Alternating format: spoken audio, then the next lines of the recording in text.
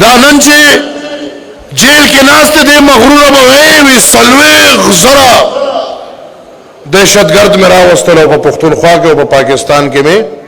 سیټل کړل او هغه سلويغ زرا کې لس زرا فایټران دي نو دا لس زرا فایټران سي دا لس زرا خودکش دي دا چار اوستي دي خلکو باقاعده سټیټمنټونه ورکړي دي عمران په تقریر کې ویلي دي چې دا مار اوستي دي عارف علوي دستخط کړی دی په هغه کاغذ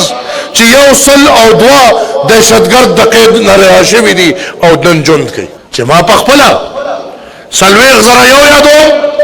102 نور یادوم چې دا ما پریښي دي نو زه د بل نه څه تمه کوم چې بل په معاملې کوي بار ولګېدو کانټتار ولګېدو د کانټتار نه پس هم زه وایم صیبه حمله د افغانستان نه وشوه نو دا حمله خو زه نشم منې کولی خو چې دا څوک تنخواګانې علي په باډرو ډیوټیانې دي خدای دې جوړو ته وګورئ لاړ شئ ځان مه شرموئ په باډرو کښېنئ تاسو دونه کمزوري شوې چې د افغانستان نه اوس به تاسو حملې کېږي دلته خو چې خبرې شي وي د دنیا 5 نمبر فوج یو دلته خو چې خبرې شي یا زما او تاته شي خدای شته چې روغ هم تېر کړي نور بیان چې راشي وی د افغانستان نه حمله وشوه لکه تا خو ته خپله کمزوري ښې د افغانستان حمله خو زه نشم منې کولی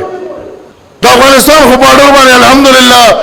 1800 ارب دي کو سونا ارب خو تاله د پاکستان د ټیکس نه پیسې والے د دې دپاره چې زمونږ او د دې حفاظت پکې مسله دا ده چې په داسې ملک کې ژوند کوو چې دلته د ټوپک روزګار روان دی دلته د بارودو روزګار روان دی دلته د خودکشو حملو باندې ډالر پیدا کیږي او بیا په هغه خاوره د امن आवाज اوچتول دا پخپله لیونتوب دی خو موږ لیوني کو څوک په دار یروي موږ ته د یار د زلفو تار ښکاري زه امن غواړم زه امن په خپل کور کې غواړم زه امن په خپل کلي کې غواړم زه امن په خپله خاوره غواړم زه امن مثال په کشمیر کې غواړم زه امن په افغانستان کې غواړم زه امن په فلسطین کې غواړم زه د مسلمان لپاره غواړم زه د غیر دین لپاره غواړم زما نظریه دونه واضحه ده چې دې کې د امن نه بغیر دویمه لار نشته زه امن د هر چا لپاره غواړم